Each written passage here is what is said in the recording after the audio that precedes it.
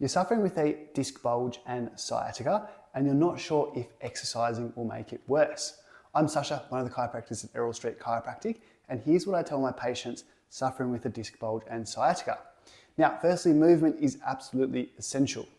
Normally, you have a big square to operate and to exercise within.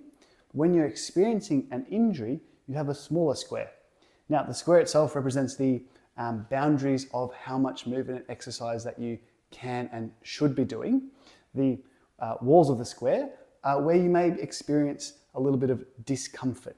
Now, depending on the type of injury, depending on you as a person, that square is going to be different, and you have to figure out the boundaries for exercise and movement for yourself. Again, we need to push towards the edge of the square, which is a little bit of discomfort, but you don't want to exceed the boundaries of the square where you go into a space where you feel more pain, because you don't want to reinforce the pain and you don't want to be making the actual injury worse itself. So operate within your boundaries. Movement is absolutely essential. And the important thing to remember as well is that if you don't move, if you don't exercise even with an injury, then that square starts to become smaller and smaller, and you have less space to exercise and move within.